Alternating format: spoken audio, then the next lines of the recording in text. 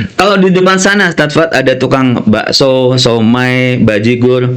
Saya manggil di depan, somai. Yang nyaut siapa? Ya, Ya tukang somai. Demikian juga. Ya ayyuhalladzina amanu. Yang nyaut, yang dengar, yang ngikuti ya orang beriman.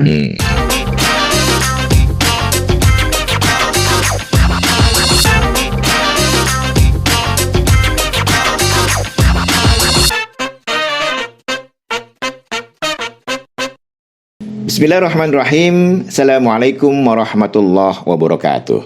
Alhamdulillah wassalatu wassalamu ala Rasulillah wa ala alihi wa sahbihi wa wala amma ba'd. Apa kabar sobat podcast? Jumpa lagi bersama kami Podcast Kemenak Tangsel dalam edisi Bincang Santai Ramadan. Dan kali ini kita akan membahas dengan tema sabar atas ujian Allah Subhanahu wa taala. Untuk itu telah hadir di studio kami staf Pakis Kantor Kementerian Agama Kota Tangerang Selatan, yaitu Al-Ustadz Dr. Andes Minhuda MM. Mari kita sapa beliau. Assalamualaikum Ustadz. Waalaikumsalam warahmatullahi wabarakatuh. Sehat ya? Alhamdulillah sehat. Ini masih puasa? Oh, alhamdulillah masih fit ya. Ini puasa tapi seger sekali. Oh, iya, alhamdulillah. Pipinya agak cabai sedikit. Sahurnya banyak, Pak. Sahurnya banyak. Baik Ustadz, ini topik kita tentang sabar atas ujian Allah ya. Jadi mungkin bagi kita yang puasa juga dituntut untuk sabar gitu. Tapi sebentar sebelumnya mungkin Ustaz bisa jelaskan sabar itu apa Ustaz? Ya baik sahabat podcast, bismillahirrahmanirrahim. Assalamualaikum warahmatullahi wabarakatuh. Alhamdulillahilladzi arsala rasulahu bil huda wa dinil haqq liyudhhirahu 'alad dini kullih wa kafa billahi syahida. Asyhadu an la ilaha illallah wa asyhadu anna Muhammadan abduhu wa rasuluh la nabiyya ba'dah. Allahumma salli wa sallim wa barik ala sayyidina Muhammadin wa ala alihi wa ashabihi wa tabi'ina ajma'in amma ba'du.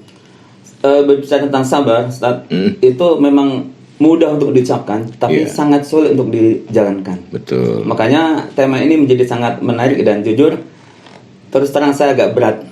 Karena untuk menjalankannya itu sangat sulit sekali. Jadi banyak sebagai orang yang mudah untuk memberi nasihat-nasihat tentang sabar, mudah ucapkan, tapi kalau ente dapat ujian seperti itu akan sulit. Nah, oleh karena itu tema ini menjadi sangat penting terutama di Ramadan ini karena memang kita dididik untuk bersabar. Nah, apa sabar? Sabar itu adalah kemampuan seseorang untuk mengendalikan diri. Mengendalikan diri dari emosi dan keinginan. Sehingga akan membentuk pribadi yang kokoh. Jadi bukan hanya emosi aja, tapi keinginan ya. Keinginan. Jadi manusia kan sifatnya itu ingin segala sesuatu, baik lahir maupun batin. Jadi oleh karena itu di bulan suci Ramadan bulan ini sangat penting bagaimana menahan diri dari segala sesuatu yang bersifat keinginan duniawi terutama. Kalau ukhrawi itu kita jelas, karena hidup ini kan memang tujuan akhirnya adalah ukhrawi, akhirat. Nah, keinginan itu biasanya ditandai dengan tidak pandainya seseorang untuk mengendalikan matanya dari penglihatan yang nggak benar. Udah tahu nggak benar, dilihat juga Jota. Iya, itu berarti nggak sabar. Dia nggak sabar. Kemudian telinganya, udah tahu itu sesuatu yang nggak benar, didengarkan juga. Itu kan gosip, digosok makin sip. Iya.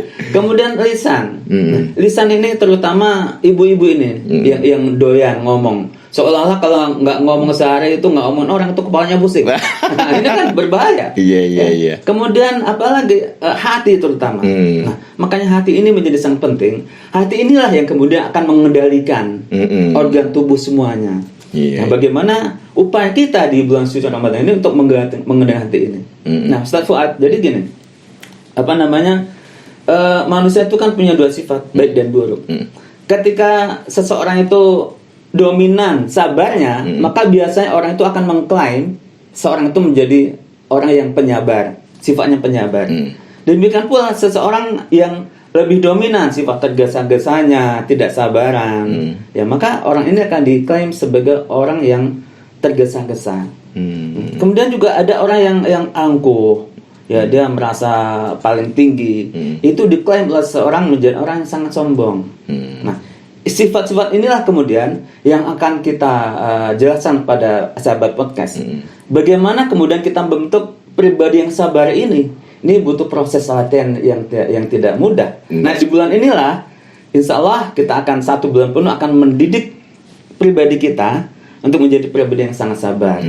Nah, kemudian sabar itu yang penting ketika kita ditimpa musibah. Bisa nggak sih kita kemudian tidak mengeluh, justru kita akan bersyukur, Tad?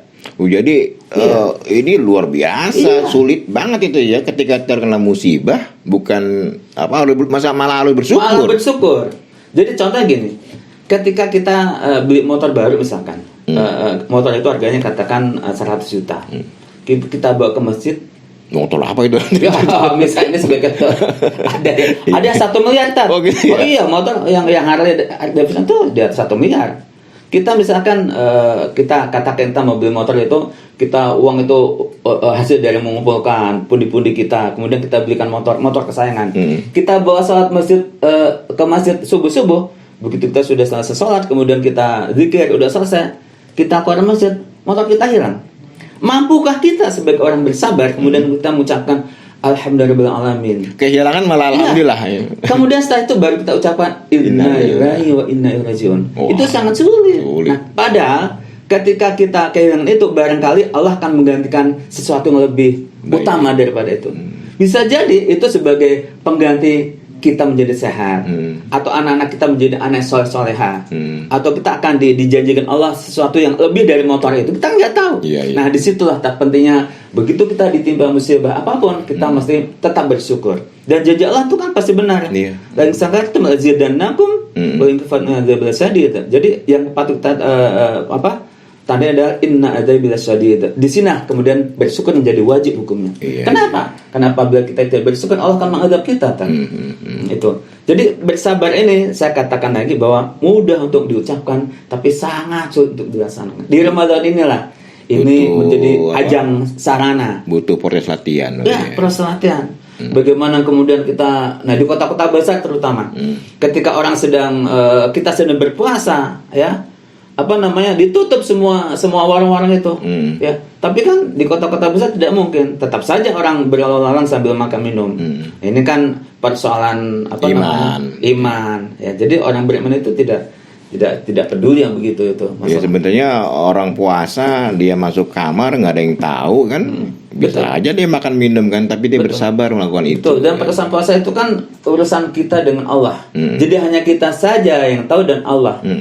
Orang lain tidak tahu. Begitu kita berwudu, kita minum satu Iya, lagi. Jadi kalau anak kecil SD itu biasanya lagi wudu, umurnya 3 kali, yang keluar 1, ya, 2 ketelan. Ya Ustadz, ini ada gak tingkatan sabar? Tingkat sabar. Tadi kan yang Ustadz jelaskan itu kan sabar ketika terkena musibah. Selain itu ada gak tingkatan sabar itu? Betul, Tad. Jadi gini, kenapa Allah itu kemudian menguji kita? Ada 2 alasan sebelum kita ke situ tadi. Pertama adalah bahwa Allah itu pasti akan menguji manusia. Pasti itu. Dan itu memang Allah yang menginginkan ya. Allah yang menginginkan, dan Allah itu sudah menyediakan jawabannya, sudah menyediakan materi ujiannya, dan materi jawabannya sudah ada. Sebagai contoh, misalnya gini, Safat. Ketika saya seorang guru misalkan, dia mengajar aliyah, ya, pasti dia akan memberi ujian itu sesuai dengan kualitas keilmuan aliyah itu. Betul. Dan sebelumnya jawaban ujian itu sudah ada pada si murid. Demikian juga ketika seorang mahasiswa, tidak mungkin dosen itu memberi ujian kualitas materinya, kualitas SD, tidak mungkin. Nah, dan Allah itu seperti itu. Jadi disesuai dengan kapasitas individu. Sesuai dengan kapasitas dan kemampuan individu. Artinya, la yukallifullahu nafsan illa wus'aha, itu jelas. Jadi nggak mungkin Allah membebani seorang itu dengan di luar batas kemampuannya. Betul. Ujian itu begitu ujiannya. Sangat seperti itu. Dan makanya sangat naif ketika orang itu kemudian diuji kok mengeluh. Ya, padahal kan tahu jawabannya. Jawaban sudah tahu. Nah, disinilah kuncinya, yaitu kesabaran. Kesabaran sangat penting. Dia tahu jawabannya, itu ayatnya jelas. Cuma 2 kata kuncinya untuk menghadapi ujian itu. Ya ayyuhalladzina amanu ista'inu bis-sabri was-shalah. Sabar dan sholat, cuma itu aja. Tidak ada lagi. Dan tentunya ini tidak mudah. Ketika kita sholat misalnya, bagaimana mestinya bacanya benar, gerakannya benar, dengan tumakninahnya benar. Kalau tanpa kesabaran, benar-benar mendirikan sholat gitu. Betul. Karena kan ibadah itu diterima sama Allah cuma 2 syaratnya. Pertama, apa yang kita lakukan itu adalah ikhlas karena Allah. Yang kedua adalah yang kita lakukan itu sesuai dengan yang dicontoh oleh baginda Rasulullah SAW. Itu saja sebenarnya. Kalau salah satu itu hilang, Allah tidak akan terima. Nah, di sini pentingnya kenapa kita harus pandai-pandai mensikapi Allah, apa yang Allah berikan kepada kita. Allah sudah memberi jawaban kepada kita. Tugas kita adalah mempersiapkan apa sih yang Allah akan beri kepada kita. Ujian apa sih? Ujian itu yang datang itu berbagai macam, Tan. Pertama mungkin melalui, jangan salah Tafat. Ujian itu tidak hanya identik dengan kesengsaraan loh. Tidak hanya identik dengan kesengsaraan. Bukan hanya sekedar diasumsikan sebagai hukuman. Oh iya. Kesehatan ini seperti ini sehat. Ini ujian dari Allah. Bisakah dengan kesehatan itu kemudian kita mampu menggunakan kesehatan itu untuk terus taat pada Allah? Itu. Kemudian juga harta benda yang berlimpah itu ujian. Ketika kita ingat cerita Qarun misalnya. Dulu dia seorang yang sangat miskin, ya, hina-dina. Taat pada Allah. Tapi Allah uji dengan limpahan kekayaan luar biasa. Apanya? Dia kafir. Ini kan menjadi sesuatu yang bagaimana coba? Itu sabarnya menjadi sangat penting. Nah, kemudian tingkatan sabar. Yang pertama adalah bagaimana kita taat pada Allah. Itu. Jadi sabar itu bukan hanya terkena musibah saja, tapi dalam ibadah lah ya. Dalam ibadah pada Allah harus sabar ya, butuh kesabaran. Jadi kayak puasa sekarang ini kita harus sabar. Betul. Jadi ketika kita diperintah Allah untuk berpuasa itu kan jelas yang diperintah itu kan tentunya yang beriman. Jadi ketika Allah berfirman, "A'udzu bisyaitonir rajim, ya ayyuhalladzina amanu kutiba alaikumus syiyam." Dia dipanggil siapa? Itu orang beriman. Kalau di depan sana Stadfat ada tukang bakso, somai, bajigur. Saya manggil di depan, "Somai." Yang nyaut siapa? Ya, somai. Ya tukang somai. Demikian juga, ya ayyuhalladzina amanu, yang nyaut, yang dengar, yang ngikuti orang beriman. Nah, oleh karenanya ketika kita sudah mau beriman dan ketika kita sudah mengucapkan dua kalimat asyhadu alla ilaha illallah wa asyhadu anna muhammadar rasulullah, disitulah maka kita terikat oleh hukum-hukum Allah. Seluruh perbuatan kita itu terikat oleh hukum-hukum Allah. Dan kalau kita menyimpang dari hukum Allah, itu juga ada konsekuensi logis dari Allah Subhanahu wa taala. Nah, itu yang pertama. Tingkatan yang pertama adalah tingkat sabar adalah bagaimana ketaatan kita, sejauh manakah tingkat ketaatan kita pada Allah Subhanahu wa taala. Di situ Allah uji. Dan untuk taat itu butuh kesabaran. Bagaimana di dalam aktivitas pekerjaan, ibu-ibu yang masak, itu kan butuh kesabaran juga.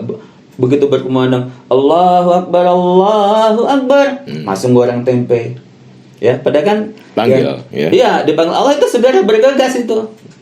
Dan sabar itu butuh usaha loh, ikhtiar. Saya jadi teringat ini. Ketika seorang bayi haus, lapar, dia sabar. Dia ikhtiar. Apa ikhtiarnya? Nangis. Itu kan. Nah, ini nangis itu ikhtiar. Ikhtiar. Iya, begitu ikhtiar, ibunya segera datang, langsung haus dan laparnya hilang. Burung juga begitu, Ustaz. Ketika burung bangun tidur, dia bernyanyi, tralala, trilili. Padahal dia nggak tahu, wah abis ini dia makan apa nih? Dia nggak tahu apa yang harus dimakan. Tapi dia tetap bersyukur pada Allah dengan cara bertasbih, ya, berkicau. Makin kicauannya makin bagus, dikasih makanan lebih bagus ya. Betul. Setelah itu dia menggunakan sayapnya, dia terbang. Terbang di sana, kemudian Allah kasih rezeki. Ada serangga dimakan, ada buah-buahnya ranum dimakan. Dia kembali ke kandang lagi. Nah, itulah sebagai contoh ikhtiar. Nah, kita manusia, Tafat. Punya akal. Ya, kalau kita tidak pandai menggunakan kesabaran dengan cara ikhtiar, itu berarti kita lebih rendah dari binatang. Binatang aja bisa nyari rezeki. Iya, itu yang pertama. Yang kedua adalah kita butuh kesabaran. Bagaimana sih cara kita agar kita tidak melaksanakan apa yang Allah larang? Sabar untuk melakukan hal yang dilarang, maksiat. Iya, maksiat. Oh, ini sulit tuh, Ustaz. Sangat sulit. Terutama mereka yang punya power, kekuasaan ini. Iya, dia pejabat kan tinggal ya nunjuk ya udah patuh semuanya. Tanda tangannya miliaran. Waduh, ya Allah, ini subhanallah itu. Ditawarin golin lah proyek hebat gitu kan. Maka itulah kenapa pejabat ini menjadi sangat penting untuk membangun generasi muslim agar menjadi generasi yang bisa dicontoh. Jadi pejabat itu memang menjadi suri tauladan sebenarnya bagi masyarakat yang lain. Ketika kita menemukan pejabat yang komitmen pada hukum-hukum Allah, maka disinilah kemudian dia akan menciptakan masyarakat yang memang sejahtera. Itu kan janji Allah itu. Ya sebenarnya Rasul juga sudah mencontohkan lah ya, betul, bagaimana beliau sangat sabar gitu kan. Betul. Mungkin Ustaz bisa menjelaskan kepada podcast tentang kesabaran Rasulullah. Ya, Ustaz Fuad, saya ingat ketika Rasulullah SAW itu hijrah ke Taif ya. Di sana kemudian Rasulullah itu niatnya dakwah, menyampaikan kalimat syahadat pada masyarakat Taif. Apa yang terjadi? Tertolak oleh masyarakatnya. Dia ditolak. Malah disambit ya. Malah dia didatangi anak-anak, disuruh orang tuanya disambitin pakai batu. Sampai kakinya berdarah Rasulullah SAW itu. Kemudian apa kata Rasul? Dia bersabar. Malaikat Jibril itu Ustaz menawarkan, "Wahai Rasul, silakan kau berdoa mohon kepada Allah, ya akan aku hancurkan ini, seluruh kampung Taif akan hangus binasa." Apa kata Rasulullah SAW? "Wahai malaikat, jangan. Kalau nanti masa Taif ini habis, aku khawatir ya tidak akan ada yang menyembah Allah nanti.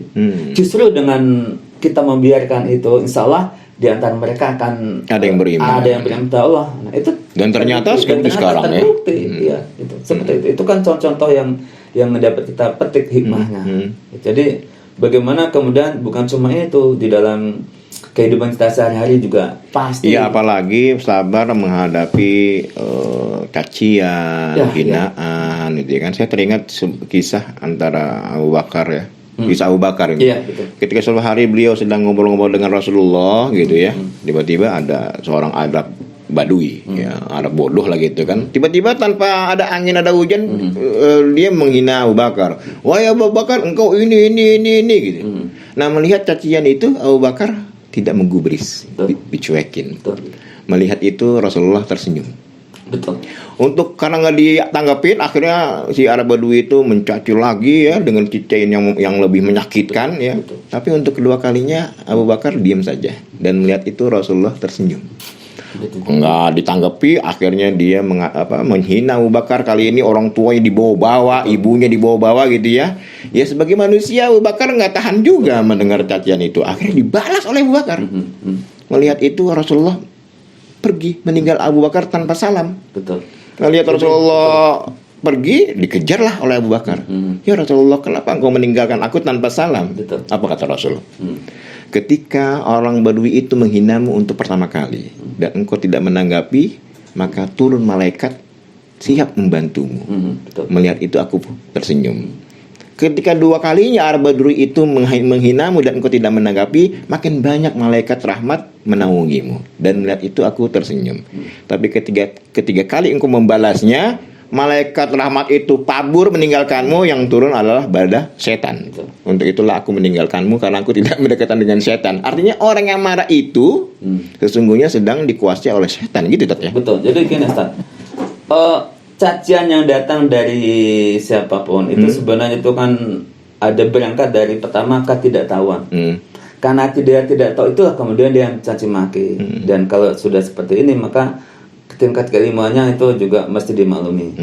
Yang kedua memang dia berniat memang mencaci maki, ya memang dia caci maki, dia ada rasa sentimen itu. Nah, orang yang berilmu itu adalah menghasilkan satu kebijakan. Jadi ilmu itu hasilnya bijak. Ketika kita misalkan dicaci maki oleh seseorang, kita mesti bersikap bijak. Bagaimana? Siapa dulu yang menghina? Iya. Kita siapa sih yang menghina kita itu? Bagaimana cara kita mensikapi seseorang itu? Jadi jangan kita klaim kemudian langsung dia bersalah, belum tentu. Siapa tahu dia mencaci maki kita itu karena didasarkan oleh ketidaktahuan. Dan itulah justru menjadi kewajiban bagi kita untuk memberi penjelasan pada si fulan dan si fulan bahwa seperti inilah yang sebenarnya. Jadi orang yang berilmu tidak menghasilkan arif dan bijaksana, itu secara keilmuan batal ilmunya. Ya sebenarnya kalau dihina itu, saya pernah mendengar ungkapan ya dari seorang budayawan, almarhum beliau.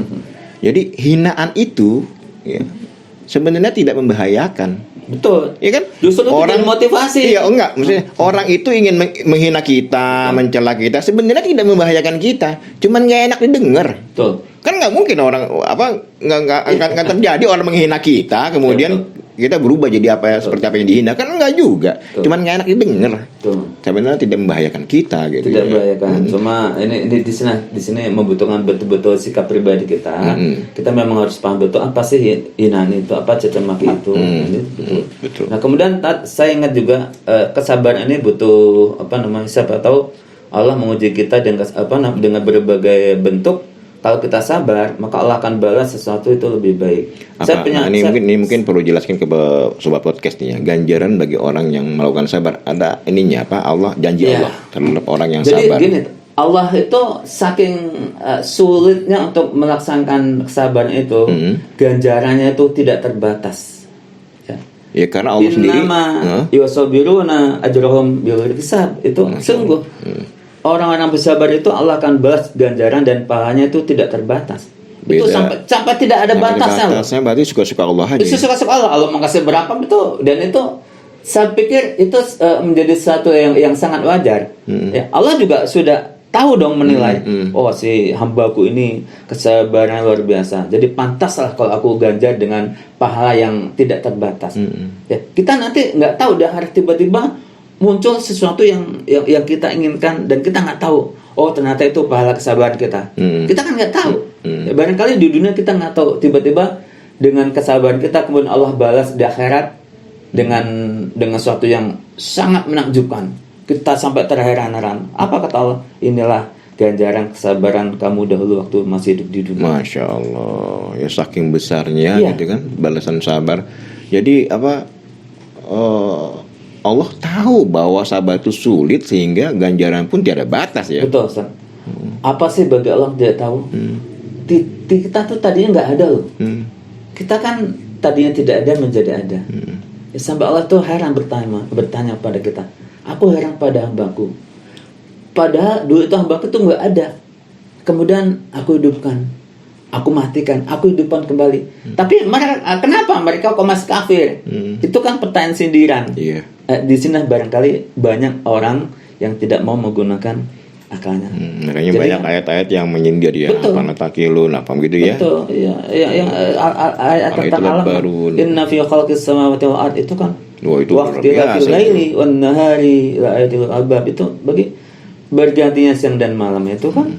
Tanda-tanda min ayat salah satu bagian kecil dari Allah saja.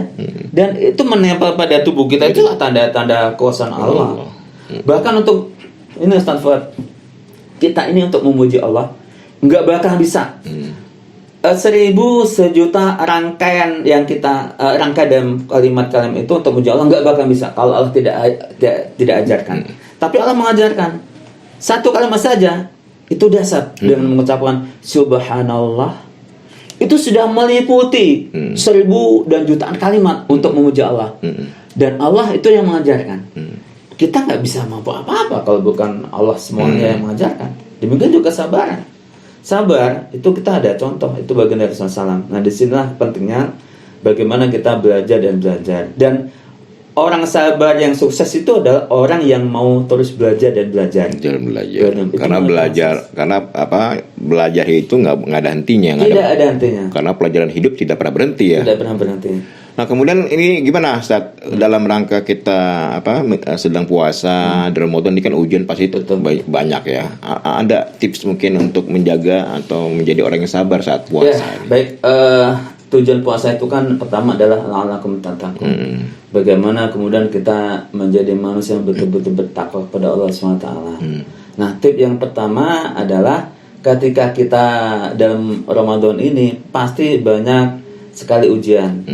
Pertama adalah ujian tentang bagaimana orang-orang itu menggoda baik secara materi dan imateri itu jelas. Ya, kemudian tip kita adalah ketika kita berpuasa kan sudah jelas. Orang berpuasa itu kan menahan diri. Menahan diri dari apa? Dari keinginan yang nggak benar. Itu pertama. Jadi tahanlah keinginan yang kita tahan. Ya kalau bisa ya sampai 11 bulan ke depan. Jangan cuma nahan sampai maghrib aja. Oh iya.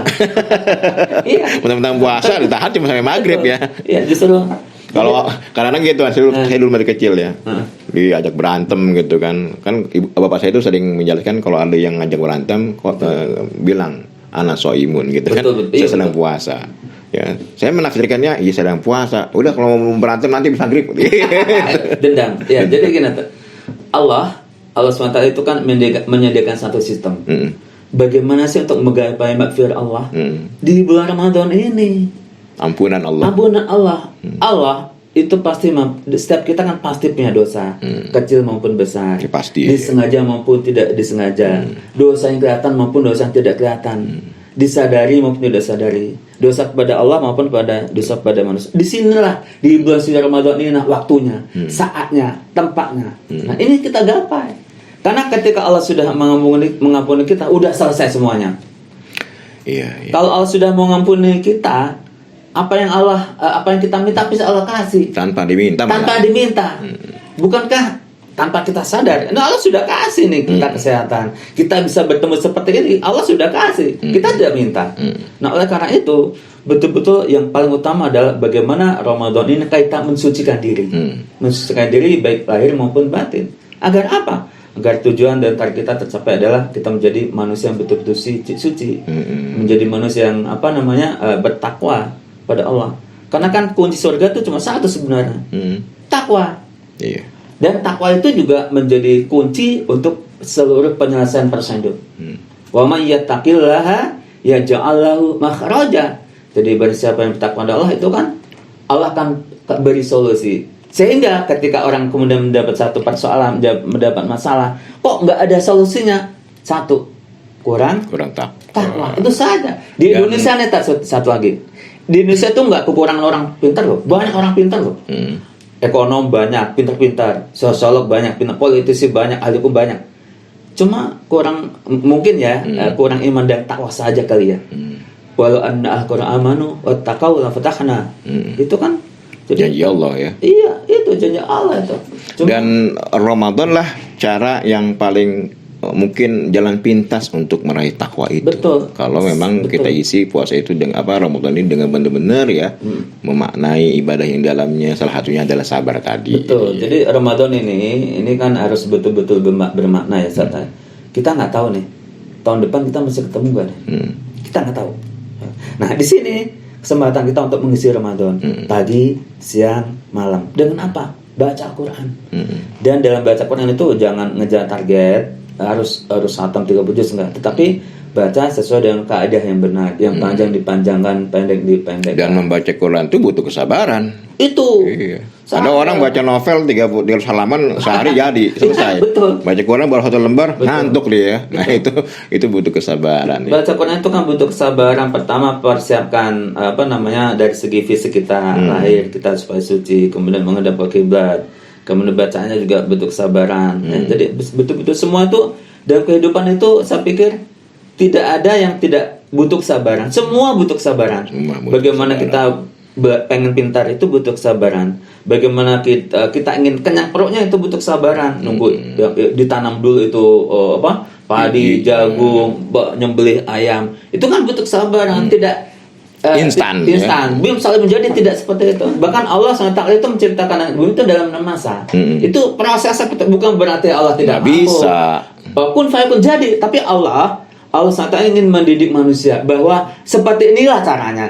Harus melalui proses. Bisa saja Allah itu menciptakan manusia langsung nongol tiba-tiba. Nabi Adam Nabi Adam. Tapi kan Allah itu ingin mendidik kita bahwa kita harus nikah. Setelah nikah itu akan menjalin kehidupan suami istri. Kemudian sang ibundanya hamil dengan kasih sayang. 9 kemudian anak itu lahir. Itu proses dan itu butuh kesabaran yang luar biasa. Bagaimana seorang ibu sabar di dalam mengandung bayinya, menyusui bayinya. Itu kalau tidak sabar nggak akan terjadi. Nah, di sini Ramadan yang bulan yang sangat efektif untuk melatih kita dalam kesabaran. Masya Allah. Gitu. Terima kasih Ustadz. Ini penjelasannya sangat luar biasa ini ya. Mudah-mudahan ya, termasuk kita sedang menunggu buka puasa. Sudah disiapkan belum? Jangan sampai kita tidak sabar saat berbuka Iya, puasa betul, ya. betul. Belum waktunya udah buka. Oh, iya. Nah, itu sabar. Yang kedua juga pas buka harus sabar. Harus Jangan sabar. semua dimakan gitu Iya, kan. betul. Jangan Doa sampai dulu. berdoa Betul, dulu betul. ya. Jadi jangan sampai berbuka puasa seperti selamat tinggal kelaparan gitu kan. Ya, jangan. Baik Ustadz, terima Ya, kasih terima kasih. atas penjelasannya yang sangat luar biasa ini. Semoga sobat podcast bisa menyimak dan mengambil kesimpulan dari Amin, ini ya Allah. agar kita di Ramadan ini benar-benar harus sabar. Amin, ya Allah. Sehingga tidak menjadi orang yang termasuk kata Nabi rubba shaimin ya. Banyak orang puasa tapi yang didapat hanya lapar dan haus, salah satunya karena tidak sabar marah-marah gitu. Baik sobat podcast Kiblat Tangsel yang dirahmati Allah, demikian bincang-bincang kami bersama Al-Ustadz Dr. Andes bin Huda MM. Beliau adalah staf Pakis Kantor Kementerian Agama Kota Tangerang Selatan. Semoga bermanfaat. Jangan lupa untuk like, subscribe dan share channel podcast Penak Tangsel. Saya Azrul Fuad Mahfud bersama kru yang bertugas. Ada Bang Syahrul Hidayat undur diri. Kita akan jumpa esok hari insyaallah dengan bintang tamu dan tema yang berbeda. Sekian, wabillahi taufiq wal hidayah. Wassalamualaikum warahmatullahi wabarakatuh. Waalaikumsalam warahmatullahi wabarakatuh. Syukran Ustaz, jazakallah. هل هلالك يا هلا بك هل هلالك يا رمضان والله اشتقنا فرحنا بك